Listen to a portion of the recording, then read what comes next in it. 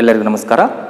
ಆತ್ಮೀಯ ವಿದ್ಯಾರ್ಥಿಗಳೇ, ಜಾಗತಿಕ ಇತಿಹಾಸದಲ್ಲಿ ಕಂಡುಬರ್ತಕ್ಕಂಥ 4ನೇ ಒಂದು ಮುಖ್ಯ ಅಧ್ಯಾಯ ಗ್ರೀಕ್ ಮತ್ತು ರೋಮನ್ ಸಾಮ್ರಾಜ್ಯಗಳ ಸ್ಥಾಪನೆ ಮತ್ತು ಅವರ ಒಂದು ಕೊಡುಗೆಗಳು ಅಂತಕ್ಕಂಥ ಒಂದು ಅಧ್ಯಾಯವನ್ನು ಆರಂಭಿಸಿ ಈ ಒಂದು ಕಳೆದ ತರಗತಿಯಲ್ಲಿ ಗ್ರೀಕ್ ಸಾಮ್ರಾಜ್ಯ ಅಂತಕ್ಕಂಥ ಒಂದು ವಿಷಯವನ್ನು ಆರಂಭಿಸಿ ಆ ಒಂದು ಗ್ರೀಕ್ ಸಾಮ್ರಾಜ್ಯದ ಬಗ್ಗೆ ಆರಂಭಿಕವಾಗಿ ನಾವೇನು ಮಾಡಿದಪ್ಪ ಅಂದ್ರೆ ಮುಖ್ಯವಾಗಿ 3 ವಿಷಯಗಳ ಬಗ್ಗೆ ಚರ್ಚೆಯನ್ನು ಕೈಗೊಂಡಿದ್ವಿ. ಆ 3 ವಿಷಯಗಳಪ್ಪ ಅಂದ್ರೆ ಒಂದು ಗ್ರೀಕ್ ನಾಗರಿಕತೆ ಆರಂಭವಾಗ್ತಕ್ಕಂಥ ಹಿನ್ನೆಲೆಯಲ್ಲಿ ಕಂಡುಬರ್ತಕ್ಕಂಥ ಗ್ರೀಕಿನ ಒಂದು ಭೌಗೋಳಿಕ ರಚನೆ ಆಗಿರ್ಬೋದು, ತದನಂತರದಲ್ಲಿ ಗ್ರೀಕ್ ನಾಗರಿಕತೆಯ ಹರಿಕಾರರು ಅಥವಾ ಗ್ರೀಕ್ ನಾಗರಿಕತೆಯನ್ನು ಆರಂಭಿಸಿರ್ತಕ್ಕಂಥ ಜನರ ಒಂದು ಆರಂಭಿಕ ಜೀವನ ಆಗಿರ್ಬೋದು ಅಥವಾ ಅವರ ಮೂಲ ಆಗಿರ್ಬೋದು, ತದನಂತರದಲ್ಲಿ ಈ ಒಂದು ಗ್ರೀಕ್ ನಾಗರಿಕತೆ ಆರಂಭವಾದ ನಂತರ ಕಂಡುಬರ್ತಕ್ಕಂಥ ಗ್ರೀಕಿನ ಒಂದು ನಗರ ರಾಜ್ಯಗಳು.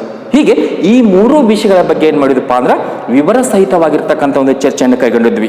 ಹೀಗಾಗಿ ಸದ್ಯ ಇದೇ ಗ್ರೀಕ್ ನಾಗರಿಕತೆ ಅಥವಾ ಈ ಗ್ರೀಕ್ ಸಾಮ್ರಾಜ್ಯ ಅಂತಕ್ಕಂಥ ಒಂದು ಅಧ್ಯಾಯವನ್ನು ಮುಂದುವರಿಸಿ ಇವತ್ತಿನ ಈ ಒಂದು ಅವಧಿಯಲ್ಲಿ ನಾವೇನು ಮಾಡೋಣಪ್ಪ ಅಂತಂದ್ರೆ ಗ್ರೀಕ್ ನಾಗರಿಕತೆ ಆರಂಭವಾದ ನಂತರ ಗ್ರೀಕಿನಲ್ಲಿ ಸ್ಥಾಪನೆಗೊಂಡಿರ್ತಕ್ಕಂಥ ಪ್ರಜಾಪ್ರಭುತ್ವದ ಬಗ್ಗೆ ಚರ್ಚೆಯನ್ನು ಕೈಗೊಳ್ಳೋಣ. ಕಾರಣ ಏನಪ್ಪಾ ಅಂದ್ರೆ ಇಡೀ ವಿಶ್ವದಲ್ಲಿ ಮೊಟ್ಟ ಮೊದಲ ಬಾರಿಗೆ ಪ್ರಜಾಪ್ರಭುತ್ವವನ್ನು ಅಳವಡಿಸಿಕೊಂಡಿರ್ತಕ್ಕಂಥ ಒಂದು ದೇಶ ಅಥವಾ ಒಂದು ನಾಡು ಯಾವತ್ತಪ್ಪ ಅಂದ್ರೆ ಗ್ರೀಕ್ ನಾಡು ಅಂತ ಹೇಳ್ಬೋದು. ಹೀಗಾಗಿ ಗ್ರೀಕ್ನಲ್ಲಿ ಕಂಡುಬರ್ತಕ್ಕಂಥ ಒಂದು ಮುಖ್ಯ ನಗರ ಅಥೆನ್ಸ್ ಅಂತಕ್ಕಂಥ ಒಂದು ಸ್ಥಳದಲ್ಲಿ ಏನಾಗತ್ತಪ್ಪ ಅಂದ್ರೆ ಮೊಟ್ಟ ಮೊದಲ ಬಾರಿಗೆ ಪ್ರಜಾಪ್ರಭುತ್ವ ಸ್ಥಾಪನೆ ಆಗತ್ತೆ. ಹೀಗಾಗಿ ಈ ಹಿನ್ನೆಲೆ ಇಟ್ಟುಕೊಂಡು ಇವತ್ತಿನ ಈ ಅವಧಿಯಲ್ಲಿ ನಾವೇನ್ ಮಾಡೋಣಪ್ಪ ಅಂದ್ರೆ ಅಥೆನಿಯನ್ ಡೆಮಾಕ್ರಸಿ ಅಥವಾ ಅಥೆನ್ಸ್ನಲ್ಲಿ ಪ್ರಜಾಪ್ರಭುತ್ವ ಅಂತಕ್ಕಂಥ ಒಂದು ವಿಷಯವನ್ನು ಆರಂಭಿಸೋಣ.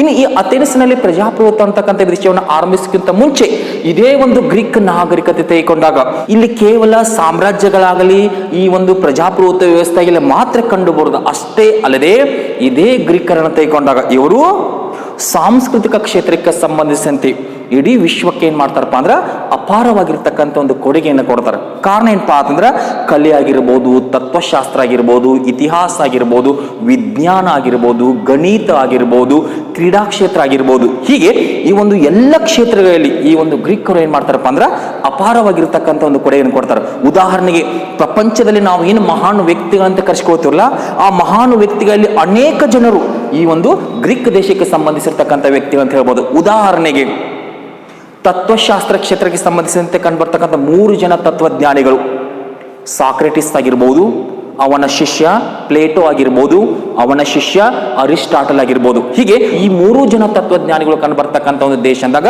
ಈ ಗ್ರೀಕ್ ದೇಶ ಅಂತ ಹೇಳ್ಬೋದು. ಅಷ್ಟೇ ಅಲ್ಲದೆ ಇತಿಹಾಸ ಕ್ಷೇತ್ರಕ್ಕೆ ಸಂಬಂಧಿಸಿದಂತೆ ಇತಿಹಾಸದ ಪಿತಾಮಹ ಅಂತ ಕರೆಸಿಕೊಳ್ತಕ್ಕಂಥ ಹೆರೋಡೋಟಸ್ ಅಂತಕ್ಕಂಥ ವ್ಯಕ್ತಿ ಕಂಡುಬರ್ತಕ್ಕಂಥ ನಾಡು ಅಂದಾಗ ಗ್ರೀಕ್ ನಾಡು ಅಂತ ಹೇಳ್ಬೋದು. ಅಷ್ಟೇ ಅಲ್ಲದೆ ಮತ್ತೊಬ್ಬ ಶ್ರೇಷ್ಠ ಇತಿಹಾಸಕಾರ ದ ಹಿಸ್ಟ್ರಿ ಆಫ್ ಪೆಲೋಪೊನೇಷಿಯನ್ ವಾರ್ ಅಂತಕ್ಕಂಥ ಕೃತಿಯನ್ನು ಬರೆದಿರ್ತಕ್ಕಂಥ ವ್ಯಕ್ತಿ ಯಾರ್ರೀ ತುಸಿಡೈಡಸ್ ಅಂತಕ್ಕಂಥ ಒಬ್ಬ ವ್ಯಕ್ತಿ, ಆತನು ಸಹ ಒಬ್ಬ ಇತಿಹಾಸಕಾರ, ಅವನು ಸಹ ಕಂಡು ಬರ್ತಕ್ಕಂಥ ನಾಡು ಅಂದಾಗ ಗ್ರೀಕ್ ನಾಡು ಅಂತ ಹೇಳ್ಬೋದು. ಅಷ್ಟೇ ಅಲ್ಲದೆ ಮತ್ತೊಬ್ಬ ಇತಿಹಾಸಕಾರ ಪ್ಲುಟಾರ್ಕ್ ಅಂತಕ್ಕಂಥ ವ್ಯಕ್ತಿ, ಅವನು ಸಹ ಕಂಡು ಬರ್ತಕ್ಕಂಥ ನಾಡು ಅಂದಾಗ ಗ್ರೀಕ್ ನಾಡು. ಹೀಗೆ ತತ್ವಶಾಸ್ತ್ರ ಮತ್ತು ಇತಿಹಾಸ ಅಷ್ಟೇ ಅಲ್ಲದೆ ದುರಂತ ನಾಟಕಗಳು ಅಂತಕ್ಕಂಥ ಒಂದು ಸಾಹಿತ್ಯಕ್ಕೆ ಸಂಬಂಧಿಸಿದಂತೆ ಸೋಫೋಕ್ಲಿಸ್ ಆಗಿರ್ಬೋದು, ನಂತರ ಸ್ಕಿಲಸ್ ಆಗಿರ್ಬೋದು, ಯೂರಿಪಿಡಸ್ ಆಗಿರ್ಬೋದು, ಹೀಗೆ ಈ 3 ಜನ ದುರಂತ ನಾಟಕಕಾರರು ಕಂಡು ಬರ್ತಕ್ಕಂಥ ನಾಡು ಅಂದಾಗ ಗ್ರೀಕ್ ನಾಡು ಅಂತ ಹೇಳ್ಬೋದು. ಅಷ್ಟೇ ಅಲ್ಲದೆ ಭೂಗೋಳ ಶಾಸ್ತ್ರಕ್ಕೆ ಸಂಬಂಧಿಸಿದಂತೆ ಭೂಗೋಳ ಶಾಸ್ತ್ರದ ಪಿತಾಮಹ ಅಂತ ನಾವೇನು ಕರಿತೀವಲ್ಲ ಎರಟಾಸ್ತನಿಸ್ ಅಂತಕ್ಕಂಥ ವ್ಯಕ್ತಿಯನ್ನ, ಅವನನ್ನ ನಾವು ಫಾದರ್ ಆಫ್ ಜಿಯೋಗ್ರಫಿ, ಭೂಗೋಳ ಶಾಸ್ತ್ರ ಪಿತಾಮಹ ಅಂತ ಕರಿತೀವಿ. ಆತ ಕಂಡು ಬರ್ತಕ್ಕಂಥ ದೇಶ ಯಾವತ್ತಪ್ಪ ಅಂದ್ರೆ ಈ ಒಂದು ಗ್ರೀಕ್ ದೇಶ ಅಂತ ಹೇಳ್ಬೋದು. ಅಷ್ಟೇ ಅಲ್ಲದೆ ಜಿಯೋಸೆಂಟ್ರಿಕ್ ಥಿಯರಿಯನ್ನ ಪ್ರಪೋಂಡ್ ಮಾಡಿರ್ತಕ್ಕಂಥ ವ್ಯಕ್ತಿ, ಭೂ ಕೇಂದ್ರಿತ ಸಿದ್ಧಾಂತವನ್ನು ಮಂಡಿಸಿರ್ತಕ್ಕಂಥ ಕ್ಲಾಡಿಯಸ್ ಟಾಲಮಿ ಅಂತಕ್ಕಂಥ ವ್ಯಕ್ತಿ, ಆತನು ಕಂಡು ಬರ್ತಕ್ಕಂಥ ದೇಶ ಅಂದಾಗ ಗ್ರೀಕ್ ದೇಶ ಅಂತ ಹೇಳ್ಬೋದು. ಅಷ್ಟೇ ಅಲ್ಲದೆ ಗಣಿತಕ್ಕೆ ಸಂಬಂಧಿಸಿದಂತೆ ಯುಕ್ಲಿಡ್ ಆಗಿರ್ಬೋದು, ಪೈಥಾಗೊರಸ್ ಆಗಿರ್ಬೋದು, ಆರ್ಕಿಮಿಡಿಸ್ ಆಗಿರ್ಬೋದು, ಈ ಎಲ್ಲ ವ್ಯಕ್ತಿಗಳು ಕಂಡು ಬರ್ತಕ್ಕಂಥ ನಾಡು ಅಂದಾಗ ಗ್ರೀಕ್ ನಾಡು ಅಂತ ಹೇಳ್ಬೋದು.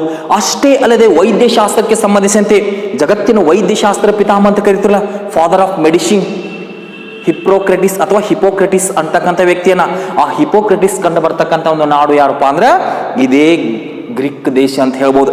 ಅಷ್ಟೇ ಅಲ್ಲದೆ ಹೆರೋಪಿಲಸ್ ಅಂತಕ್ಕಂಥ ಮತ್ತೊಬ್ಬ ವ್ಯಕ್ತಿ ಅಂಗರಚನಾ ಶಾಸ್ತ್ರ ಪಿತಾಮಹ ಅಂತ ಕರಿತೀವಿ ನಾವು. ಹೀಗಾಗಿ ಆತನು ಕಂಡು ಬರ್ತಕ್ಕಂಥ ದೇಶ ಅಂದಾಗ ಗ್ರೀಕ್ ದೇಶ ಅಂತ ಹೇಳ್ಬೋದು.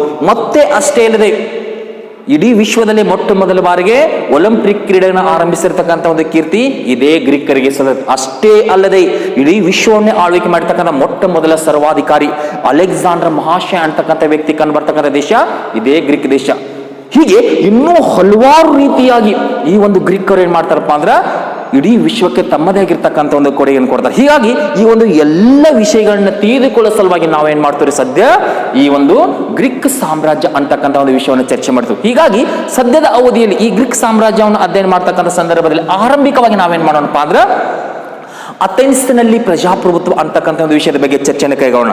ಕಾರಣ ಏನಪ್ಪಾ ಅಂದ್ರ ಈ ಹಿಂದೆ ನೋಡಿದಂತೆ ಗ್ರೀಕ್ನಲ್ಲಿ ಕಂಡುಬರ್ತಕ್ಕಂಥ ಆರಂಭಿಕ ಒಂದು ಸರ್ಕಾರದ ವಿಧಗಳನ್ನು ತೆಗೆದುಕೊಂಡಾಗ ಫಾರ್ಮ್ಸ್ ಆಫ್ ಗೌರ್ಮೆಂಟ್, ಆ ಒಂದು ಸರ್ಕಾರದ ವಿಧಗಳನ್ನು ತೆಗೆದುಕೊಂಡಾಗ ಆರಂಭಿಕವಾಗಿ ಗ್ರೀಕರು ಸಹ ಏನಾಗಿತ್ತಪ್ಪ ಅಂತಂದ್ರೆ ರಾಜರಿಂದ ಆಳ್ವಿಕೆ ಮಾಡಿಸಿಕೊಳ್ಳಲ್ಪಟ್ಟಿತ್ತು.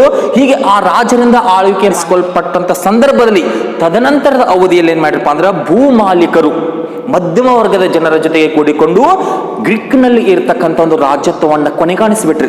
ಹೀಗೆ ಗ್ರೀಕ್ನಲ್ಲಿ ಇರ್ತಕ್ಕಂಥ ರಾಜ್ಯತ್ವ ಕೊನೆಗೊಂಡ ನಂತರ ಈ ಒಂದು ಭೂಮಾಲೀಕರು ಇಡೀ ಗ್ರೀಕ್ನಲ್ಲಿ ಆಳ್ವಿಕೆ ಮಾಡ್ತಕ್ಕಂಥ ಸಂದರ್ಭದಲ್ಲಿ ತದನಂತರದ ಅವಧಿಯಲ್ಲಿ ಬಂದಿರತಕ್ಕಂಥ ಕೆಲವೊಂದು ಜನ ವ್ಯಕ್ತಿಗಳಿಂದಾಗಿ ಗ್ರೀಕ್ನಲ್ಲಿ ಏನಾಯ್ತಪ್ಪ ಅಂದ್ರೆ ಅರಾಜಕತೆ ಅಥವಾ ದರ್ಪಿಷ್ಠತೆಯ ಆಡಳಿತ ಅಥವಾ ನಿರಂಕುಶಾಧಿಪತ್ಯ ಉಗಮವಾಯಿತು. ಹೀಗಾಗಿ ಈ ಒಂದು ನಿರಂಕುಶಾಧಿಪತ್ಯ ಉಗಮವಾದಂತಹ ಸಂದರ್ಭದಲ್ಲಿ ಗ್ರೀಕಿನ ಒಂದು ಜನರು ಏನಾದ್ರಪ್ಪ ಅಂತಂದ್ರೆ ದಬ್ಬಾಳಿಕೆ ಒಳಪಟ್ರೆ. ಹೀಗೆ ಇದನ್ನೆಲ್ಲ ಗಮನಿಸಿರ್ತಕ್ಕಂಥ ಒಂದು ಪ್ರಮುಖ 3 ಜನ ವ್ಯಕ್ತಿಗಳು, ಡ್ರಾಕೋ ಆಗಿರ್ಬೋದು, ಸೋಲಾನ್ ಆಗಿರ್ಬೋದು, ಕ್ಲೈಸ್ತನಿಸ್ ಅಂತಕ್ಕಂಥ ವ್ಯಕ್ತಿ ಆಗಿರ್ಬೋದು. ಹೀಗೆ ಈ 3 ಜನ ವ್ಯಕ್ತಿಗಳು ಕೂಡಿಕೊಂಡು ಏನ್ ಮಾಡಪ್ಪ ಅಂದ್ರೆ ಗ್ರೀಕ್ನಲ್ಲಿ ಇರ್ತಕ್ಕಂಥ ಒಂದು ಅರಾಜಕತೆಯನ್ನ ಹೋಗಲಾಡಿಸಿ ಹೇಗಾದ್ರೂ ಮಾಡಿ ಗ್ರೀಕ್ನಲ್ಲಿ ಒಂದು ಶಾಂತಿ ಮತ್ತು ಸುವ್ಯವಸ್ಥತೆ ಹಾದಿಯಲ್ಲಿ ಒಂದು ಒಳ್ಳೆಯ ಆಡಳಿತ ವ್ಯವಸ್ಥೆಯನ್ನು ಒದಗಿಸಬೇಕು ಅಂತಕ್ಕಂಥ ಒಂದು ಹಿನ್ನೆಲೆಯಲ್ಲಿ ಮೊಟ್ಟ ಮೊದಲ ಬಾರಿಗೆ ಈ 3 ಕೂಡಿಕೊಂಡು ಏನ್ ಮಾಡಿರಪ್ಪ ಅಂದ್ರೆ ಕೆಲವೊಂದಿಷ್ಟು ಸುಧಾರಣೆಗಳನ್ನ ಕೈಗೊಂಡ್ರು. ಹೀಗೆ ಈ ಡ್ರಾಕೋ, ಸೋಲೋನ್ ಮತ್ತು ಕ್ಲೈಸ್ತನಿಸ್ ಈ 3 ಜನ ವ್ಯಕ್ತಿಗಳು ಕೈಗೊಂಡಿರ್ತಕ್ಕಂಥ ಒಂದು ಸುಧಾರಣೆಗಳ ಹಿನ್ನೆಲೆಯಲ್ಲಿ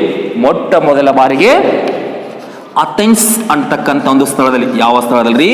ಅಥೆನ್ಸ್ ಅಂತಕ್ಕಂಥ ಒಂದು ಸ್ಥಳದಲ್ಲಿ ಏನಪ್ಪ ಅಂದ್ರೆ ಪ್ರಜಾಪ್ರಭುತ್ವದ ಉಗಮವಾಯಿತು ಅಂತ ಹೇಳ್ಬೋದು. ಹೀಗಾಗಿ ಇಡೀ ವಿಶ್ವದಲ್ಲಿ ಪ್ರಜಾಪ್ರಭುತ್ವವನ್ನು ಅಳವಡಿಸಿಕೊಂಡಿರ್ತಕ್ಕಂಥ ಮೊದಲ ಒಂದು ನಾಡು ಅಂದಾಗ ಅಥೆನ್ಸ್ ಅಂತ ಹೇಳ್ಬೋದು. ಹೀಗಾಗಿ ಈ ಹಿನ್ನೆಲೆ ಇಟ್ಟುಕೊಂಡು ಈ ಅಥೆನ್ಸ್ ಅನ್ನುವುದು ಇದು ಗ್ರೀಕಿನ ಒಂದು ಮುಖ್ಯ ನಗರ ಅಂತ ಹೇಳ್ಬೋದು. ಇದು ಅಥೇನಾ ಎಂಬ ದೇವತೆ ಹೆಸರಿಂದ ಈ ಒಂದು ನಗರ ರಚನೆ ಆಗತ್ತೆ. ಯಾವ ದೇವತೆ ಹೆಸರಂದ್ರೆ ಅಥೇನಾ ಎಂಬ ದೇವತೆಯ ಹೆಸರಿಂದಾಗಿ ಈ ಒಂದು ನಗರಕ್ಕೆ ಅಥೆನ್ಸ್ ಅಂತಕ್ಕಂಥ ಒಂದು ಹೆಸರು ಬಂದಿತ್ತು ಅಂತ ಹೇಳ್ಬೋದು. ಹೀಗೆ ಈ ಒಂದು ಹಿನ್ನೆಲೆ ಇಟ್ಟುಕೊಂಡು ಅಥೆನ್ಸ್ನಲ್ಲಿ ಪ್ರಜಾಪ್ರಭುತ್ವ ನೋಡ್ತಕ್ಕಂಥ ಸಂದರ್ಭದಲ್ಲಿ ಆರಂಭಿಕವಾಗಿ ನಾವೇನ್ ಮಾಡೋಣಪ್ಪ ಅಂದ್ರೆ ಈ 3 ಜನ ವ್ಯಕ್ತಿಗಳ ಬಗ್ಗೆ ತಿಳಿದುಕೊಳ್ಳೋಣ. ಯಾರ್ಯಾರ ಬಗ್ಗೆ ರೀ? ಒಂದು ಡ್ರಾಕೋ ಅಂತಕ್ಕಂಥ ವ್ಯಕ್ತಿಯ ಬಗ್ಗೆ, 2 ಸೋಲಾನ್ ಅಂತಕ್ಕಂಥ ವ್ಯಕ್ತಿಯ ಬಗ್ಗೆ, 3 ಕ್ಲೈಸ್ತನಿಸ್ ಅಂತಕ್ಕಂಥ ವ್ಯಕ್ತಿಯ ಬಗ್ಗೆ. ಹೀಗೆ ಈ 3 ಜನ ವ್ಯಕ್ತಿಗಳ ಪ್ರಯತ್ನದಿಂದಾಗಿ ಅಥೆನ್ಸ್ನಲ್ಲಿ ಪ್ರಜಾಪ್ರಭುತ್ವ ಸ್ಥಾಪನೆ ಆಯ್ತು ಅಂತ ಹೇಳ್ಬೋದು. ಅದರಲ್ಲಿ ಡ್ರಾಕೋ ಅಂತ ತೆಗೆದುಕೊಂಡಾಗ he was A Nobel man. ಈತ ಒಬ್ಬ ಏನಾಗಿತ್ತಪ್ಪ ಅಂದ್ರೆ ಸರದಾರನಾಗಿದ್ದ. ಏನಾಗಿದ್ದಿರತ? ಒಬ್ಬ ಸರದಾರ ಅಂತ ಹೇಳ್ಬೋದು. ಅಷ್ಟೇ ಅಲ್ಲದೆ ಈ ಸೋಲಾನ್ ಅಂತ ತೆಗೆದುಕೊಂಡಾಗ ಈತನನ್ನ ವೈಸ್ ಮ್ಯಾನ್ ಅಂತ ಕರೀತಾರೆ. ಏನಂತ ಕರೀತಾರ್ರಿ? ವೈಸ್ ಮ್ಯಾನ್ ಅಂದ್ರ ಇವನನ್ನ ಜ್ಞಾನಿ ಅಂತ ಕರೀತಾರೆ. ಏನಂತ ಕರೀತಾರ್ರಿ? ಜ್ಞಾನಿ. ಇನ್ನು ಕ್ಲೈಸ್ತನಿಸ್ ಅಂತ ತೆಗೆದುಕೊಂಡಾಗ ಈತನು ಸಹ ಒಬ್ಬ ಉತ್ತಮ ವಾಗ್ಮಿ ಅಂತ ಹೇಳ್ಬೋದು. ಅಷ್ಟೇ ಅಲ್ಲದೆ ಈತನು ಒಬ್ಬ ಪ್ರಸಿದ್ಧ ವ್ಯಕ್ತಿ, ಎಲ್ರಿ ಗ್ರೀಕ್ನಲ್ಲಿ ಕಂಡು ಬರ್ತಕ್ಕಂಥ ವ್ಯಕ್ತಿ. ಹೀಗೆ ಈ 3 ಜನ ವ್ಯಕ್ತಿಗಳ ಪ್ರಯತ್ನದ ಫಲವಾಗಿ ಅಥೆನ್ಸ್ ಅಂತಕ್ಕಂಥ ಸ್ಥಳದಲ್ಲಿ ಏನು ಸ್ಥಾಪನೆ ಆಕತ್ರಿ? ಪ್ರಜಾಪ್ರಭುತ್ವ ಸ್ಥಾಪನೆ ಆಕತ್ರಿ. ಏನು ಸ್ಥಾಪನೆ ಆಕತ್ರಿ? ಪ್ರಜಾಪ್ರಭುತ್ವ. ಇನ್ನು ಈ ಪ್ರಜಾಪ್ರಭುತ್ವ ಸ್ಥಾಪನೆ ಮಾಡ್ತಕ್ಕಂಥ ಉದ್ದೇಶ ಏನಪ್ಪಾ ಅಂತಂದ್ರ ಎಲ್ಲ ಒಂದು ಸವಲತ್ತುಗಳಿಂದ ವಂಚಿತಗೊಂಡಿರ್ತಕ್ಕಂಥ ಒಂದು ಜನರಿಗೆ ರಾಜಕೀಯ ಮತ್ತು ಕಾನೂನಿನ ವಿಷಯಗಳನ್ನ ತಿಳಿಸಿಕೊಡುವ ಸಲುವಾಗಿ ಹಾಗೂ ಅವರು ಕಳೆದುಕೊಂಡಿರ್ತಕ್ಕಂಥ ಒಂದು ಎಲ್ಲ ಹಕ್ಕುಗಳನ್ನ ದೊರಕಿಸಿಕೊಡುವ ಸಲುವಾಗಿ ಈ ಒಂದು ಪ್ರಜಾಪ್ರಭುತ್ವದ ಸ್ಥಾಪನೆ ಮಾಡ್ತಾರೆ. ಯಾರ್ರೀ? ಡ್ರಾಕೋ, ಸೋಲಾನ್, ಕ್ಲೈಸ್ತನಿಸ್ ಅಂತಕ್ಕಂಥ ವ್ಯಕ್ತಿ. ಹೀಗಾಗಿ ಈ ಸಂದರ್ಭದಲ್ಲಿ ಈ 3 ಜನ ವ್ಯಕ್ತಿಗಳು ಏನ್ ಮಾಡ್ತಾರಪ್ಪ ಅಂದ್ರೆ ಕೆಲವೊಂದಿಷ್ಟು ಸುಧಾರಣೆಗಳನ್ನ ಕೈಗೊಳ್ತಾರೆ. ಅದರಲ್ಲಿ ಆರಂಭಿಕವಾಗಿ ನಾವೇನ್ ಮಾಡೋಣಪ್ಪ ಅಂದ್ರೆ ಡ್ರಾಕೋ ಅಂತಕ್ಕಂಥ ವ್ಯಕ್ತಿಯ ಸುಧಾರಣೆ ತಿಳ್ಕೊಳ್ಳೋಣ. ಯಾವ ವ್ಯಕ್ತಿಯ ಸುಧಾರಣೆ ನೋಡ್ರಿ? ಡ್ರಾಕೋ ಅಂತಕ್ಕಂಥ ವ್ಯಕ್ತಿ. ಹೀಗಾಗಿ ಈ ಡ್ರಾಕೋ ಅಂತ ತೆಗೆದುಕೊಂಡಾಗ ಈತ ಗ್ರೀಕ್ನಲ್ಲಿ ಕಂಡು ಬರ್ತಕ್ಕಂಥ ಒಬ್ಬ ಸರದಾರ. ನೀವು ಹೆಡ್ಲೈನ್ ಹಾಕೊಳ್ರಿ, ಡ್ರಾಕೋ ಅಂತ ಹಾಕೊಂಡು ತದನಂತರದಲ್ಲಿ ಅವನ ಸುಧಾರಣೆ ಅಂತ ಹಾಕೊಡ್ರಿ. ಹೀಗಾಗಿ ಇವನ ಕಾಲದಲ್ಲಿ ಮುಖ್ಯವಾಗಿ ಒಂದು ಸುಧಾರಣೆ ಕಂಡು ಬರುತ್ತೆ. ಆ ಒಂದು ಸುಧಾರಣೆ ಏನಪ್ಪ ಅಂದ್ರೆ ಈತ ಜನರಿಗೆ ಒಂದು ಸವಲತ್ತುಗಳನ್ನು ಒದಗಿಸಿಕೊಡುವ ಸಲುವಾಗಿ ಈತ ಮೊಟ್ಟ ಮೊದಲ ಬಾರಿಗೆ ಏನ್ ಮಾಡ್ತಾನಪ್ಪ ಅಂದ್ರೆ ಗ್ರೀಕಿನಲ್ಲಿ ಅಥವಾ ಅಥೆನ್ಸ್ನಲ್ಲಿ ಲಿಖಿತ ಕಾನೂನುಗಳನ್ನ ಜಾರಿಗೆ ತರ್ತಾನೆ. ಯಾವ ಕಾನೂನುಗಳನ್ರಿ? ಲಿಖಿತ ಕಾನೂನುಗಳನ್ನ. ಹೀಗಾಗಿ ಈ ಒಂದು ಅಥೆನ್ಸ್ನಲ್ಲಿ ಪ್ರಜಾಪ್ರಭುತ್ವ ಸ್ಥಾಪನೆ ಆಗ್ತಕ್ಕಂಥ ಸಂದರ್ಭದಲ್ಲಿ ಆರಂಭಿಕವಾಗಿ ಕಂಡು ಬರ್ತಕ್ಕಂಥ ವ್ಯಕ್ತಿ ಯಾರಪ್ಪ ಅಂದ್ರೆ ಡ್ರಾಕೋ ಅಂತಕ್ಕಂಥ ವ್ಯಕ್ತಿ. ಈತ ಒಬ್ಬ ಸರದಾರನಾಗಿದೆ. ಹೀಗಾಗಿ ಈ ಸರದಾರನಾಗಿರ್ತಕ್ಕಂಥ ಡ್ರಾಕೋ ಏನ್ ಮಾಡಪ್ಪ ಅಂತಂದ್ರೆ ಈತ ರಿಟರ್ನ್ ಕೋಡ್ ಆಫ್ ಲಾ ಅಂತ ಕರಿತೀವಿ ನಾವು. ಲಿಖಿತ ರೂಪದ ಒಂದು ಕಾನೂನು ಸಂಹಿತೆಯನ್ನು ಜಾರಿಗೆ ತಂದ. ಯಾರೀ? ಇದೇ ಡ್ರಾಕೋ ಅಂತಕ್ಕಂಥ ವ್ಯಕ್ತಿ. ಯಾರಿಗೋಸ್ಕರ? ಜನರಿಗೆ ಕಾನೂನು ವಿಷಯಗಳನ್ನ ಒದಗಿಸುವ ಸಲುವಾಗಿ ಹಾಗೂ ಆ ಒಂದು ಕಾನೂನಿನ ಬಗ್ಗೆ ಎಲ್ಲರೂ ತಿಳಿದುಕೊಳ್ಳಿ ಅಂತಕ್ಕಂಥ ಹಿನ್ನೆಲೆಯಲ್ಲಿ ಲಿಖಿತ ರೂಪವಾಗಿರ್ತಕ್ಕಂಥ ಒಂದು ಕಾನೂನು ಸಂಹಿತೆಯನ್ನ ಜಾರಿಗೆ ತಂದ. ಹೀಗೆ ಈ ಒಂದು ಕಾನೂನು ಸಂಹಿತೆಯನ್ನು ಜಾರಿಗೆ ತಂದನಾದರೂ ಸಹ ಇದರಿಂದ ಕೆಲವರ್ಗದ ಜನರಿಗೆ ಯಾವುದೇ ರೀತಿಯಾಗಿರ್ತಕ್ಕಂಥ ಒಂದು ಅನುಕೂಲವಾಗಲಿಲ್ಲ. ಕಾರಣ ಏನಪ್ಪಾ ಅಂದ್ರೆ ಡ್ರಾಕೋ ಮೂಲತಃ ಈ ಒಂದು ಕಾನೂನು ಸಂಹಿತೆಯನ್ನು ಜಾರಿಗೆ ತಂದರೂ ಸಹ ಅವುಗಳನ್ನ ಜಾರಿಗೆ ತರ್ತಕ್ಕಂಥ ಒಂದು ಮುಖ್ಯ ಉದ್ದೇಶ ಏನಾಗಿತ್ತಪ್ಪ ಅಂತಂದ್ರೆ ಅಪ್ರಾಮಾಣಿಕ ಮತ್ತು ಭ್ರಷ್ಟ ನ್ಯಾಯಾಧೀಶರನ್ನ ಒಂದು ಶಿಕ್ಷಿಸುವ ಸಲುವಾಗಿ ಈ ರೀತಿಯಾಗಿರ್ತಕ್ಕಂಥ ಒಂದು ಲಿಖಿತ ಕಾನೂನುಗಳನ್ನ ಜಾರಿಗೆ ತಂದಿದ್ದ. ಹೀಗಾಗಿ ಈ ಒಂದು ಕಾನೂನು ಮುಖ್ಯವಾಗಿ ಅಪ್ರಾಮಾಣಿಕ ವ್ಯಕ್ತಿಗಳಿಗೆ ಮಾತ್ರ ಹಾಗೂ ಭ್ರಷ್ಟ ನ್ಯಾಯಾಧೀಶರಿಗೆ ಮಾತ್ರ ಸಂಬಂಧಿಸಿದ ಕಾರಣಕ್ಕಾಗಿ ಇವು ಕೆಲವರ್ಗದ ಜನರಿಗೆ ಯಾವುದೇ ರೀತಿಯಾಗಿರ್ತಕ್ಕಂಥ ಒಂದು ಸಹಾಯವನ್ನು ಮಾಡಲಿಲ್ಲ. ಆದರೂ ಸಹ ಈ ಒಂದು ಕಾನೂನುಗಳು ಜನರಲ್ಲಿ ಏನ್ ಮಾಡಿದಪ್ಪ ಅಂದ್ರೆ ಅರಿವನ್ನ ಮೂಡಿಸಿದ ಅಂತ ಹೇಳ್ಬೋದು. ಹೀಗಾಗಿ ಈ ಹಿನ್ನೆಲೆ ಇಟ್ಟುಕೊಂಡು ಈ ಒಂದು ಅಥೆನ್ಸ್ನಲ್ಲಿ ಪ್ರಜಾಪ್ರಭುತ್ವ ಸ್ಥಾಪನೆ ಆಗ್ತಕ್ಕಂಥ ಸಂದರ್ಭದಲ್ಲಿ ಆರಂಭಿಕವಾಗಿ ಕಂಡು ಬರ್ತಕ್ಕಂಥ ಮೊದಲ ವ್ಯಕ್ತಿ ಅಂದಾಗ ಈ ಡ್ರಾಕೋ ಅಂತಕ್ಕಂಥ ವ್ಯಕ್ತಿ. ಹೀಗಾಗಿ ಈ ಡ್ರಾಕೋನ ಒಂದು ಮುಖ್ಯ ಸುಧಾರಣೆ ಏನಪ್ಪಾ ಅಂತಂದ್ರೆ ಲಿಖಿತ ಕಾನೂನು ಸಂಹಿತೆನ ಜಾರಿಗೆ ತರ್ತಾನೆ. ಏನನ್ನ ಜಾರಿಗೆ ತರ್ತಾನ್ರಿ? ಲಿಖಿತ ರೂಪದ ಕಾನೂನು ಸಂಹಿತೆಯನ್ನ ಜಾರಿಗೆ ತರ್ತಾನೆ. ಇಲ್ಲಿ ಸಂಹಿತೆ ನಾವೇನ್ ತಿಳ್ಕೊಬೇಕ್ರಿ? ಸಂಹಿತೆ ಅಂದ್ರೆ ಕೋಡ್ ಅಂದಂಗ್ರಿ. ಸಂಹಿತೆ ಅಂದ್ರೆ ಏನ್ರಿ? ಕೋಡ್ ಅಂತ ತಿಳ್ಕೊಬಹುದು ಅಥವಾ ಶಾಸನಗಳು ಅಂತ ತಿಳ್ಕೊಬಹುದು. ಹೀಗಾಗಿ ಈ ಒಂದು ಲಿಖಿತ ರೂಪದ ಕಾನೂನುಗಳನ್ನ ಜಾರಿಗೆ ತರ್ತಾನು. ಹೀಗಾಗಿ ಈ ಜಾರಿಗೆ ತಂದಂತ ಸಂದರ್ಭದಲ್ಲಿ ಇವುಗಳ ಮುಖ್ಯ ಉದ್ದೇಶ ಏನಾಗಿತ್ರಿ? ಅಪ್ರಾಮಾಣಿಕ, ಡಿಸ್ಹಾನೆಸ್ಟ್ ಅಂತ ನಾವೇನು ಕರಿತಿರಲ್ಲ, ಅಪ್ರಾಮಾಣಿಕ ಮತ್ತು ಕರಪ್ಟ್ ಜಡ್ಜ್ ಅಂದ್ರೆ ಭ್ರಷ್ಟ ನ್ಯಾಯಾಧೀಶರನ್ನ ಶಿಕ್ಷಿಸುವ ಸಲುವಾಗಿ ಈ ರೀತಿಯಾಗಿರ್ತಕ್ಕಂಥ ಕಾನೂನುಗಳನ್ನ ಜಾರಿಗೆ ತಂದ. ಇನ್ನು ತದನಂತರದಲ್ಲಿ ಡ್ರಾಕೋ ನಂತರ ಮತ್ತೆ ಕಂಡು ಬರ್ತಕ್ಕಂಥ ಮತ್ತೊಬ್ಬ ವ್ಯಕ್ತಿ ಯಾರಪ್ಪ ಅಂದ್ರೆ ಸೋಲಾನ್ ಅಂತಕ್ಕಂಥ ವ್ಯಕ್ತಿ. ಸೋಲಾನ್ ಅಥವಾ ಸೋಲೋನ್ ಅಂತ ಹೇಳ್ಬೋದು. ಈ ಸೋಲೋನ್ ಅನ್ನು ನಾವೇನಂತ ಕರಿತೀವಪ್ಪ ಅಂದ್ರೆ ವೈಸ್ ಮ್ಯಾನ್ ಅಂತ ಕರಿತೀವಿ, ಗ್ರೀಕಿನ ಜ್ಞಾನಿ ಅಂತ ಕರಿತೀವಿ. ಹೀಗಾಗಿ ಈತನು ಸಹ ಏನ್ ಮಾಡ್ತಾನಪ್ಪ ಅಂದ್ರ ಅಥೆನ್ಸ್ನಲ್ಲಿ ಪ್ರಜಾಪ್ರಭುತ್ವ ಸ್ಥಾಪನೆ ಆಗ್ತಕ್ಕಂಥ ಸಂದರ್ಭದಲ್ಲಿ ಈತ ಏನ್ ಮಾಡ್ತಾನಪ್ಪ ಅಂದ್ರ ಪ್ರಜಾಪ್ರಭುತ್ವದ ತಳಹದಿ ಮೇಲೆ ಈತ ಕೆಲವೊಂದಷ್ಟು ಸಂವಿಧಾನಾತ್ಮಕ ಸುಧಾರಣೆಗಳನ್ನು ಕೈಗೊಳ್ತಾನೆ. ಏನನ್ನ ಕೈಗೊಳ್ತಾನ್ರಿ? ಸಂವಿಧಾನಾತ್ಮಕ ಸುಧಾರಣೆಗಳನ್ನು ಕೈಗೊಳ್ತಾನೆ. ಯಾವುದರ ತಳಹದಿ ಮೇಲೆ ರೀ? ಬೇಸ್ಡ್ ಆನ್ ಡೆಮಾಕ್ರಸಿ, ಪ್ರಜಾಪ್ರಭುತ್ವದ ಒಂದು ತಳಹದಿ ಮೇಲೆ ಈತ ಕಾನ್ಸ್ಟಿಟ್ಯೂಷನಲ್ ರಿಫಾರ್ಮ್ಸ್, ಸಂವಿಧಾನಾತ್ಮಕ ಸುಧಾರಣೆಗಳನ್ನು ಕೈಗೊಳ್ತಾನೆ. ಹೀಗಾಗಿ ಆ ಸಂದರ್ಭದಲ್ಲಿ ಈತ ಏನ್ ಮಾಡ್ತಾನಪ್ಪ ಅಂದ್ರೆ ಮುಖ್ಯವಾಗಿ 4 ಸುಧಾರಣೆಗಳನ್ನ ಜಾರಿ ತರ್ತಾನೆ. ಎಷ್ಟು ಸುಧಾರಣೆ? 4 ಸುಧಾರಣೆಗಳನ್ನ. ಹೀಗೆ ಈ 4 ಸುಧಾರಣೆಗಳನ್ನ ಒಂದೊಂದೇ ಬರೆಸ್ತಾನು. ಅದಾದ ನಂತರ ಎಕ್ಸ್ಪ್ಲನೇಷನ್ ಕೊಡ್ತಾನೆ. ಅದರಲ್ಲಿ ಮೊದಲೇ ಒಂದು ಸುಧಾರಣೆ ಅಂದಾಗ ಋಣಭಾರ ಮತ್ತು ಜೀತ ಪದ್ಧತಿಯ ರದ್ದು. ಮೊದಲನೇ ಒಂದು ಸುಧಾರಣೆ ಯಾವ್ದ್ರಿ? ಋಣಭಾರ ಮತ್ತು ಜೀತ ಪದ್ಧತಿಯ ರದ್ದು. ಇನ್ನು ಎರಡನೇ ಒಂದು ಸುಧಾರಣೆ ಹೊಸ ನಾಣ್ಯಗಳ ಜಾರಿ. ಎರಡನೇ ಒಂದು ಸುಧಾರಣೆ ಯಾವ್ದ್ರಿ? ಹೊಸ ನಾಣ್ಯಗಳ ಜಾರಿ. ಇನ್ನು ಮೂರನೇ ಒಂದು ಸುಧಾರಣೆ ವಿದೇಶಿ ಕುಶಲಕರ್ಮಿಗಳಿಗೆ ಪ್ರೋತ್ಸಾಹ. ಮೂರನೇ ಒಂದು ಸುಧಾರಣೆ ಅಂದಾಗ ವಿದೇಶಿ ಕುಶಲಕರ್ಮಿಗಳಿಗೆ ಪ್ರೋತ್ಸಾಹ. ಇನ್ನು ನಾಲ್ಕನೇ ಒಂದು ಮುಖ್ಯ ಸುಧಾರಣೆ ಅಂತ ತೆಗೆದುಕೊಂಡಾಗ ಜನರಿಂದ ನ್ಯಾಯಾಧೀಶರನ್ನ ನೇಮಕ ಮಾಡುವ ವಿಧಾನದ ಜಾರಿ. ಜನರಿಂದ ನ್ಯಾಯಾಧೀಶರನ್ನ ನೇಮಕ ಮಾಡುವ ವಿಧಾನದ ಜಾರಿ. ಹೀಗೆ ಈ 4 ಸುಧಾರಣೆಗಳು ಕಂಡು ಬರ್ತಾವೆ. ಯಾರಿಗೆ ಸಂಬಂಧಿಸಿದಂತೆ? ಸೋಲೋನ್ ಅಥವಾ ಸೋಲಾನ್ ಅಂತಕ್ಕಂಥ ವ್ಯಕ್ತಿಗೆ ಸಂಬಂಧಿಸಿದಂತೆ. ಯಾವುದರ ತಳದ ಮೇಲೆ ರೀ? ಪ್ರಜಾಪ್ರಭುತ್ವದ ತಳದ ಮೇಲೆ. ಅದ್ರಲ್ಲಿ ಮೊದಲೇ ಒಂದು ಸುಧಾರಣೆ ತೆಗೆದುಕೊಂಡಾಗ ಏನಾಗಿತ್ರಿ? ಋಣಭಾರ ಮತ್ತು ಜೀತ ಪದ್ಧತಿಯನ್ನ ರದ್ದುಗೊಳಿಸ್ತಾನೆ. ಇಲ್ಲಿ ಋಣಭಾರ ಅಂತ ತೆಗೆದುಕೊಂಡಾಗ ನಾವೇನ್ ತಿಳ್ಕೊಬೇಕ್ರಿ? ಕೆಲವರ್ಗದ ಜನರು ತಮಗೆ ಒಂದು ಹಣಕಾಸಿನ ಒಂದು ಕೊರತೆ ಆದಂತ ಸಂದರ್ಭದಲ್ಲಿ ಅವ್ರು ಏನ್ ಮಾಡ್ತಾರಪ್ಪ ಅಂದ್ರ ತಮ್ಮ ಒಂದು ಜಮೀನುಗಳನ್ನ ಭೂ ಮಾಲೀಕರ ಬಳಿ ಅಥವಾ ಜಮೀನ್ದಾರರ ಬಳಿ ಏನ್ ಮಾಡ್ತಾರಪ್ಪ ಅಂದ್ರೆ ಒತ್ತೆ ಇಡ್ತಿದ್ರು. ಹೀಗೆ ಆ ಒಂದು ಒತ್ತೆ ಇಟ್ಟಿರ್ತಕ್ಕಂಥ ಒಂದು ಎಲ್ಲ ಭೂಮಿಗಳನ್ನ ಏನ್ ಮಾಡ್ತಾನಪ್ಪ ಅಂದ್ರ ಕೆಲವರ್ಗದ ಜನರಿಗೆ ಬಿಡಿಸ್ಕೊಡ್ತಾನೆ. ಯಾರೀ? ಇದೇ ಸೋಲೋನ್ ಅಂತಕ್ಕಂಥ ವ್ಯಕ್ತಿ. ಹೀಗಾಗಿ ಈ ಸಂದರ್ಭದಲ್ಲಿ ಋಣಭಾರ ಅಂತ ತೆಗೆದುಕೊಂಡಾಗ ನಾವೇನ್ ತಿಳ್ಕೊಬೇಕ್ರಿ? ಇಲ್ಲಿ ಒತ್ತೆ ಭೂಮಿಗಳನ್ನ ಮುಕ್ತಿಗೊಳಿಸ್ತಾನೆ. ಯಾರಿಂದ್ರ? ಜಮೀನ್ದಾರರ ವಶದಲ್ಲಿರ್ತಕ್ಕಂಥ ಒಂದು ಒತ್ತೆ ಭೂಮಿಗಳನ್ನ ಕೆಲವರ್ಗದ ಜನರಿಗೆ ಅಥವಾ ಸಣ್ಣ ರೈತರಿಗೆ ಬಿಡಿಸಿಕೊಡ್ತಾನೆ. ಅಷ್ಟೇ ಅಲ್ಲದೆ ಕೆಲವೊಂದು ಸಂದರ್ಭದಲ್ಲಿ ಯಾವುದೇ ಒಂದು ಭೂಮಿ ಅಥವಾ ಯಾವುದೇ ರೀತಿಯಾಗಿರ್ತಕ್ಕಂಥ ಆರ್ಥಿಕ ಒಂದು ಸೌಲಭ್ಯ ಹೊಂದದೇ ಇರತಕ್ಕಂಥ ಒಂದು ಜನರು ಏನ್ ಮಾಡ್ತಾರಪ್ಪ ಅಂದ್ರೆ ತಮ್ಮ ಒಂದು ಜೀವನವನ್ನ ಸಾಗಿಸೋ ಸಲುವಾಗಿ ಅವರು ಜಮೀನ್ದಾರರ ಬಳಿ ಆಗಲಿ ಅಥವಾ ಮೇಲ್ವರ್ಗದವರ ಬಳಿ ಏನ್ ಮಾಡ್ತಿದ್ರಪ್ಪ ಅಂದ್ರೆ ಜೀತ ಪದ್ಧತಿಯನ್ನು ಮಾಡ್ತಿದ್ರು. ಹೀಗಾಗಿ ಅಂತಹ ಒಂದು ಅನಿಷ್ಟ ಜೀತ ಪದ್ಧತಿಯನ್ನು ಮಾಡಪ್ಪ ಅಂದ್ರೆ ಈತ ಕಾನೂನು ಬಾಹಿರ ಅಂತ ಘೋಷಣೆ ಮಾಡಿದ. ಹೀಗಾಗಿ ಗ್ರೀಕ್ನಲ್ಲಿ ಇರ್ತಕ್ಕಂಥ ಒಂದು ಜೀತ ಪದ್ಧತಿಯನ್ನ ಸಂಪೂರ್ಣವಾಗಿ ನಿರ್ಮೂಲನೆ ಮಾಡಿದ. ಯಾರೀ? ಇದೇ ಸೋಲೋನ್ ಅಂತಕ್ಕಂಥ ವ್ಯಕ್ತಿ. ಹೀಗೆ ಈ ಎರಡು ವಿಷಯಗಳ ಹಿನ್ನೆಲೆಯಲ್ಲಿ ಆತ ಕೈಗೊಂಡಿರ್ತಕ್ಕಂಥ ಮೊದಲ ಒಂದು ಸುಧಾರಣೆ ಅಂದಾಗ ಋಣಭಾರ ಮತ್ತು ಜೀತ ಪದ್ಧತಿಯ ನಿರ್ಮೂಲನೆ ಅಥವಾ ರದ್ದು ಅಂತ ಹೇಳ್ಬೋದು. ಇದು ಅವನ ಒಂದು ಮೊದಲನೇ ಸುಧಾರಣೆ. ಗೊತ್ತಾಯ್ತ್ರಿ? ಇನ್ನು ಎರಡನೇ ಒಂದು ಸುಧಾರಣೆ ಅಂತ ಬಂದಾಗ ಯಾವ್ದಾಗಿತ್ರಿ? ಹೊಸ ನಾಣ್ಯಗಳ ಜಾರಿ. ಇನ್ನು ಈ ಹೊಸ ನಾಣ್ಯಗಳನ್ನ ಜಾರಿಗೆ ತರತಕ್ಕಂಥ ಒಂದು ಮುಖ್ಯ ಉದ್ದೇಶ ಏನಾಗಿತ್ತಪ್ಪ ಅಂತಂದ್ರ ವ್ಯಾಪಾರ ಮತ್ತು ವಾಣಿಜ್ಯದಲ್ಲಿ ಕಂಡುಬರ್ತಕ್ಕಂಥ ಒಂದು ವರ್ತಕರಿಗೆ. ಯಾರಿಗ್ರಿ? ವರ್ತಕರಿಗೆ. ವರ್ತಕರಂದ್ರೆ ಏನ್ರಿ? ವ್ಯಾಪಾರಿಗಳು. ಹೀಗೆ ವ್ಯಾಪಾರ ಮತ್ತು ವಾಣಿಜ್ಯ ನಡೆಸ್ತಕ್ಕಂಥ ಈ ಒಂದು ವರ್ತಕರಿಗೆ ಅನುಕೂಲವಾಗಲಿ ಅಂತಕ್ಕಂಥ ಹಿನ್ನೆಲೆಯಲ್ಲಿ ಈತ ಏನ್ ಮಾಡಿಪ್ಪ ಅಂದ್ರೆ ಹೊಸ ನಾಣ್ಯಗಳನ್ನ ಜಾರಿಗೆ ತಂದ. ಹೀಗಾಗಿ ಇದು ಸೋಲೋನನ ಎರಡನೇ ಒಂದು ಸುಧಾರಣೆ. ಯಾವ್ದ್ರಿ? ಹೊಸ ನಾಣ್ಯಗಳ ಜಾರಿ. ಈ ಹೊಸ ನಾಣ್ಯಗಳನ್ನ ಜಾರಿಗೆ ತರ್ತಕ್ಕಂಥ ಉದ್ದೇಶ ಏನ್ರಿ? ವ್ಯಾಪಾರ ಮತ್ತು ವಾಣಿಜ್ಯವನ್ನು ಉತ್ತೇಜಿಸುವ ಸಲುವಾಗಿ. ಆ ಉತ್ತೇಜನ ಸಂದರ್ಭದಲ್ಲಿ ಮುಖ್ಯವಾಗಿ ಯಾರಿಗೆ ಸಂಬಂಧಪಡ್ತೈತ್ರಿ?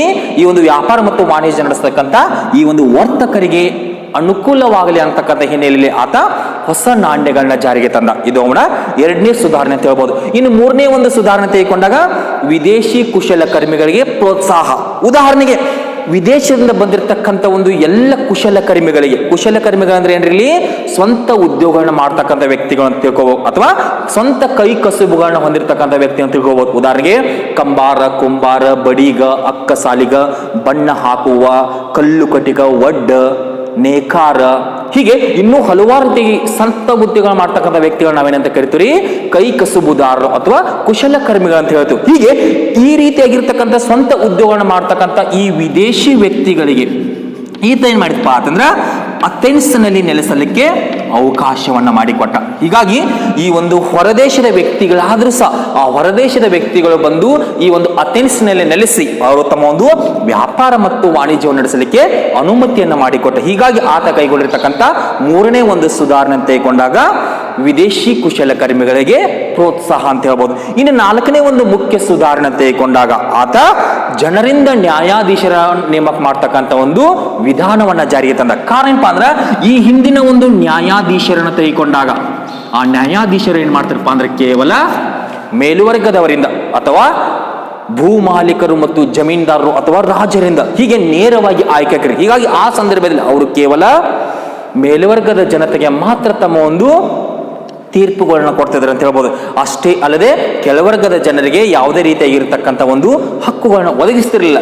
ಹೀಗಾಗಿ ಈ ಸಂದರ್ಭದಲ್ಲಿ ಪ್ರತಿಯೊಬ್ಬರೂ ಸಹ ಕಾನೂನು ವಿಷಯಗಳನ್ನ ತಿಳಿದುಕೊಳ್ಳಲಿ ಹಾಗೂ ಪ್ರತಿಯೊಂದು ರೀತಿಯಾಗಿರ್ತಕ್ಕಂಥ ಒಂದು ಪ್ರಜಾಪ್ರಭುತ್ವ ವ್ಯವಸ್ಥೆಯಲ್ಲಿ ಪಾಲ್ಗೊಳ್ಳಲಿ ಅಂತಕ್ಕಂಥ ಹಿನ್ನೆಲೆಯಲ್ಲಿ ಈ ಸೋಲೋನ್ ಏನ್ ಮಾಡಿದಪ್ಪ ಅಂತಂದ್ರ ಈ ಒಂದು ನ್ಯಾಯಾಧೀಶರು ಯಾರಿವರ ಕಾನೂನನ್ನ ಕಾಪಾಡ್ತಕ್ಕಂಥ ಒಂದು ರಕ್ಷಕರು ಅಂತ ಹೇಳ್ಬೋದು ನಾವು. ಹೀಗಾಗಿ ಯಾವುದೇ ರೀತಿಯಾಗಿರ್ತಕ್ಕಂಥ ಒಂದು ಅನ್ಯಾಯಕ್ಕೊಳಪಡ್ತಕ್ಕಂಥ ವ್ಯಕ್ತಿಗಳಿಗೆ ನ್ಯಾಯವನ್ನ ದೊರಕಿಸಿಕೊಡ್ತಕ್ಕಂಥ ಒಂದು ಕಾರ್ಯ ಯಾರದ್ರಿ? ಈ ನ್ಯಾಯಾಧೀಶರು. ಹೀಗಾಗಿ ಈ ಒಂದು ನ್ಯಾಯಾಧೀಶರನ್ನ ನೇರವಾಗಿ ಮೇಲ್ವರ್ಗದವರು ಅಥವಾ ರಾಜರು ನೇಮಕ ಮಾಡೋದರ ಬದಲಾಗಿ ಈ ಒಂದು ನ್ಯಾಯಾಧೀಶರನ್ನ ಕೆಳವರ್ಗದ ಜನರಿಂದಲೇ ನೇಮಕ ಮಾಡ್ತಕ್ಕಂಥ ಒಂದು ವಿಧಾನವನ್ನ ಜಾರಿಗೆ ತಂದ. ಹೀಗಾಗಿ ಈ ಸಂದರ್ಭದಲ್ಲಿ ಪ್ರತಿಯೊಂದು ಕಾನೂನು ವಿಷಯಗಳನ್ನ ಪ್ರತಿಯೊಬ್ಬರು ತಿಳಿದುಕೊಳ್ಳಿ ಅಂತಕ್ಕಂಥ ಹಿನ್ನೆಲೆಯಲ್ಲಿ ಈ ಒಂದು ನಾಲ್ಕನೇ ಸುಧಾರಣೆಯನ್ನು ಕೈಗೊಂಡ ಅಂತ ಹೇಳ್ಬೋದು. ಹೀಗಾಗಿ ಒಟ್ಟಾರೆಯಾಗಿ ಈ ನಾಲ್ಕು ಸುಧಾರಣೆಗಳ ಹಿನ್ನೆಲೆಯಲ್ಲಿ ಈ ಒಂದು ಅಥೆನ್ಸ್ನಲ್ಲಿ ಪ್ರಜಾಪ್ರಭುತ್ವದ ಉಗಮವಾಯಿತು ಅಂತ ಹೇಳ್ಬೋದು. ಹೀಗೆ ಇದಿಷ್ಟು ಏನಪ್ಪಾ ಅಂತಂದ್ರೆ ಡ್ರಾಕೋನ ನಂತರ ಕಂಡು ಬರ್ತಕ್ಕಂಥ ಸೋಲೋನ್ ಅಥವಾ ಸೋಲಾನ್ ಅಂತಕ್ಕಂಥ ವ್ಯಕ್ತಿ ಕೈಗೊಂಡಿರ್ತಕ್ಕಂಥ ಒಂದು ಸುಧಾರಣೆಗಳಂತ ಹೇಳ್ಬೋದು. ಇನ್ನು ಇವರಿಬ್ಬರ ನಂತರ ಕಂಡು ಬರ್ತಕ್ಕಂಥ ಮತ್ತೊಬ್ಬ ವ್ಯಕ್ತಿ ಯಾರಪ್ಪ ಅಂದ್ರೆ ಕ್ಲೈಸ್ತನಿಸ್ ಅಂತಕ್ಕಂಥ ವ್ಯಕ್ತಿ. ಯಾರೀ? ಈ ಕ್ಲೈಸ್ತನಿಸ್ ಅಂತಕ್ಕಂಥ ವ್ಯಕ್ತಿ. ಹೀಗೆ ಈ ಕ್ಲೈಸ್ತನಿಸ್ ಅನ್ನು ಸಹ ಏನ್ ಮಾಡ್ತಾನಪ್ಪ ಅಂದ್ರೆ ಈತನು ಸಹ ಮುಖ್ಯವಾಗಿ 4 ಸುಧಾರಣೆಗಳನ್ನು ಕೈಗೊಳ್ತಾನೆ. ಎಷ್ಟು ಸುಧಾರಣೆ ಕೈಗೊಳ್ತಾನ್ರಿ? ಈತನು ಸಹ ಸೋಲೋನ್ನಂತೆ 4 ಸುಧಾರಣೆ ಕೈಗೊಳ್ತಾನೆ. ಈ 4 ಸುಧಾರಣೆಗಳನ್ನು ತೆಗೆದುಕೊಂಡಾಗ ಇವು ಯಾರಿಗೆ ಸಂಬಂಧಿಸಿದಪ್ಪ ಅಂತಂದ್ರೆ ಕೆಳವರ್ಗದ ಜನರಿಗೆ ಸಂಬಂಧಿಸಿದಂತೆ. ಹೀಗೆ ಈ ಕೆಳವರ್ಗದ ಜನರು ಪ್ರತಿಯೊಂದು ವಿಷಯಗಳನ್ನ ತಿಳಿದುಕೊಳ್ಳಲಿ ಹಾಗೂ ಪ್ರತಿಯೊಬ್ಬರು ಪ್ರಜಾಪ್ರಭುತ್ವ ವ್ಯವಸ್ಥೆಯಲ್ಲಿ ಪಾಲ್ಗೊಳ್ಳಲಿ ಅಂತಕ್ಕಂಥ ಹಿನ್ನೆಲೆಯಲ್ಲಿ ಈ ಕ್ಲೈಸ್ತನಿಸ್ ಸಹ ಏನ್ ಮಾಡ್ತಾನಪ್ಪ ಅಂದ್ರೆ ಮುಖ್ಯವಾಗಿ 4 ಸುಧಾರಣೆಗಳನ್ನು ಕೈಗೊಳ್ತಾನೆ. ಆ 4 ಸುಧಾರಣೆಗಳಪ್ಪ ಅಂದ್ರೆ ಇವನು ಸಹ ಒಂದೊಂದು ಪಾಯಿಂಟ್ಸ್ ಮಾಡಿ ಬರ್ಸ್ತಾನು, ನಂತರ ಎಕ್ಸ್ಪ್ಲೇಷನ್ ಮಾಡ್ತಾನೆ. ಅದ್ರಲ್ಲಿ ಮೊದಲನೇ ಒಂದು ಸುಧಾರಣೆ ತೆಗೆದುಕೊಂಡಾಗ ಆಳುವ ಕೂಟಗಳ ಅಧಿಕಾರದ ಮೊಟಕು. ಒಂದನೇ ಸುಧಾರಣೆ ಯಾವ್ದ್ರಿ? ಆಳುವ ಕೂಟಗಳ ಅಧಿಕಾರದ ಮೊಟಕು. ಆಳುವ ಕೂಟಗಳ ಅಧಿಕಾರದ ಮೊಟಕು, ಇದು ಒಂದನೇ ಸುಧಾರಣೆ. ಇನ್ನು ಎರಡನೇದು ಪೌರತ್ವ ಮತ್ತು ವಯಸ್ಕ ಮತದಾನದ ಹಕ್ಕಿನ ಜಾರಿ. ಪೌರತ್ವ ಮತ್ತು ವಯಸ್ಕ ಮತದಾನದ ಹಕ್ಕಿನ ಜಾರಿ, ಇದು ಎರಡನೇ ಒಂದು ಸುಧಾರಣೆ. ಇನ್ನು ಮೂರನೇ ಒಂದು ಸುಧಾರಣೆ ತೆಗೆದುಕೊಂಡಾಗ ಪ್ರಜಾಪ್ರಭುತ್ವದ ತಳಹದಿಯ ಮೇಲೆ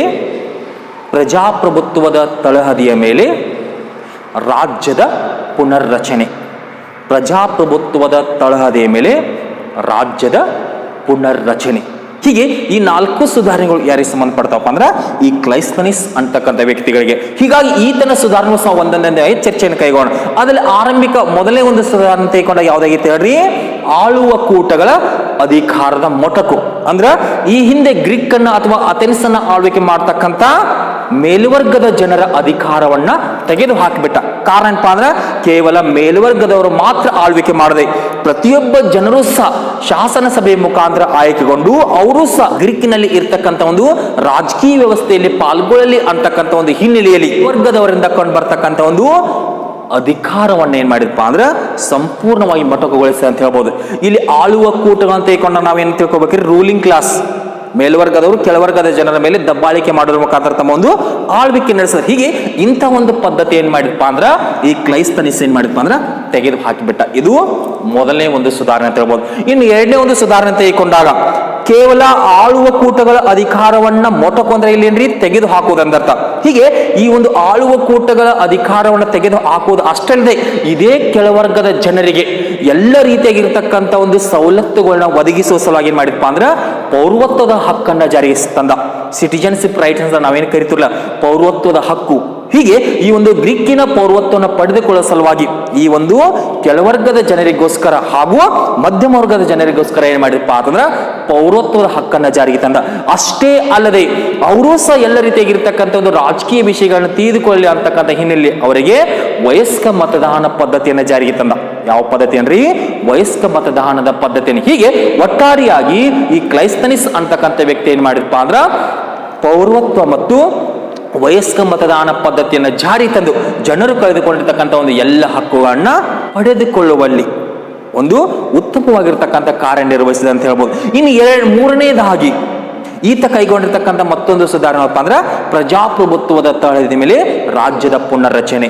ಈ ಹಿಂದೆ ರಚನೆಗೊಂಡಿರ್ತಕ್ಕಂಥ ಅಖಂಡ ರಾಜ್ಯವನ್ನ ಇದೇ ಕ್ಲೈಸ್ತನಿಸ್ ಏನ್ ಮಾಡಪ್ಪ ಅಂದ್ರೆ ಮತ್ತೊಮ್ಮೆ ಪ್ರಜಾಪ್ರಭುತ್ವ ತಳಹದಿಯ ಮೇಲೆ ಅದನ್ನ ಪುನರ್ರಚನೆಗೊಳಿಸಿದ. ಆ ಸಂದರ್ಭದಲ್ಲಿ ಆತ ಏನ್ ಮಾಡಪ್ಪ ಅಂದ್ರೆ ಕೆಲವೊಂದಿಷ್ಟು ಪದ್ಧತಿಗಳನ್ನ ತೆಗೆದು ಹಾಕಿ ಹೊಸ ವ್ಯವಸ್ಥೆಗಳನ್ನ ಅಳವಡಿಸಿಕೊಂಡ ಅಂತ ಹೇಳ್ಬೋದು. ಇನ್ನು ಇದಾದ ಬಳಿಕ ಕೊನೆಯ ಒಂದು ಸುಧಾರಣೆ ತೆಗೆದುಕೊಂಡಾಗ ಬುಡಕಟ್ಟು ಸ್ವರೂಪದ ಸರ್ಕಾರದ ಕೊನೆ. ನಾಲ್ಕನೇ ಒಂದು ಸುಧಾರಣೆದಾಗ ಯಾವ್ದ್ರಿ? ಬುಡಕಟ್ಟು ಸ್ವರೂಪದ ಸರ್ಕಾರದ ಕೊನೆ. ಗ್ರೀಕಿನಲ್ಲಿ ಇರ್ತಕ್ಕಂಥ ಬುಡಕಟ್ಟು ಸರ್ಕಾರವನ್ನ ತೆಗೆದು ಹಾಕಿ ಗ್ರೀಕಿನಲ್ಲಿ ಏನ್ ಮಾಡಿದಪ್ಪ ಅಂದ್ರೆ ಪ್ರಜಾಪ್ರಭುತ್ವದ ತಳಹದಿಯ ಸರ್ಕಾರವನ್ನು ಜಾರಿಗೆ ತಂದ. ಹೀಗೆ ಒಟ್ಟಾರೆಯಾಗಿ ಕ್ಲೈಸ್ತನಿಸ್ ಕೈಗೊಂಡಿರ್ತಕ್ಕಂಥ ಈ 4 ಸುಧಾರಣೆಗಳಿಂದ ಗ್ರೀಕಿನ ಜನರು ಹಾಗೂ ಅಥೆನ್ಸಿನ ಜನರು ಏನ್ ಮಾಡಿರಪ್ಪ ಅಂದ್ರೆ ಹಲವಾರು ರೀತಿಯಾಗಿರ್ತಕ್ಕಂಥ ಒಂದು ಸವಲತ್ತುಗಳನ್ನ ಪಡೆದುಕೊಂಡ್ರು. ಹೀಗಾಗಿ ಈ ಹಿನ್ನೆಲೆ ಇಟ್ಟುಕೊಂಡು ಒಟ್ಟಾರೆಯಾಗಿ ಡ್ರಾಕೋ, ಸೋಲೋನ್, ಕ್ಲೈಸ್ತನಿಸ್ ಈ 3 ಜನ ವ್ಯಕ್ತಿಗಳು ಕೈಗೊಂಡಿರ್ತಕ್ಕಂಥ ಒಂದು ಸುಧಾರಣೆಗಳ ಹಿನ್ನೆಲೆಯಲ್ಲಿ ಅಥೆನ್ಸ್ ಅಂತಕ್ಕಂಥ ಸ್ಥಳದಲ್ಲಿ ಏನೈತಪ್ಪ ಅಂದ್ರ ಪ್ರಜಾಪ್ರಭುತ್ವದ ಸ್ಥಾಪನೆ ಆಯ್ತು ಅಂತ ಹೇಳ್ಬೋದು. ಇದಿಷ್ಟು ಏನಪ್ಪಾ ಅಂದ್ರ ಅಥೆನ್ಸ್ ನಲ್ಲಿ ಪ್ರಜಾಪ್ರಭುತ್ವ ಸ್ಥಾಪನೆ ಆಗ್ತಕ್ಕಂಥ ಸಂದರ್ಭದಲ್ಲಿ ಕಂಡುಬರ್ತಕ್ಕಂಥ ಪ್ರಮುಖ 3 ಜನ ವ್ಯಕ್ತಿಗಳು ಹಾಗೂ ಅವರು ಕೈಗೊಂಡಿರ್ತಕ್ಕಂಥ ಮುಖ್ಯ ಸುಧಾರಣೆಗಳು ಅಂತ ಹೇಳ್ಬೋದು. ಇನ್ನು ಈ ಒಂದು ಅಥೆನ್ಸ್ ನಲ್ಲಿ ಪ್ರಜಾಪ್ರಭುತ್ವ ಅಂತಕ್ಕಂಥ ಒಂದು ವಿಷಯವನ್ನ ಚರ್ಚೆ ಕೈಗೊಂಡ ನಂತರ ಮತ್ತೆ ಮುಂದಿನ ಅವಧಿಯಲ್ಲಿ ಪೆರಿಕ್ಲಿಸ್ ಅಂತಕ್ಕಂಥ ವ್ಯಕ್ತಿಯ ಬಗ್ಗೆ ಏನ್ ಮಾಡೋಣಪ್ಪ ಅಂದ್ರೆ ವಿವರ ಸಹಿತವಾಗಿರ್ತಕ್ಕಂಥ ಒಂದು ಚರ್ಚೆಯನ್ನು ಕೈಗೊಳ್ಳೋಣ ಅಂತ ಹೇಳ್ತಾ ಇಲ್ಲಿಗೆ ನನ್ನ ತರಗತಿಯನ್ನು ಮುಕ್ತಾಯಗೊಳಿಸುತ್ತೇನೆ. ಎಲ್ಲರಿಗೂ ನಮಸ್ಕಾರ.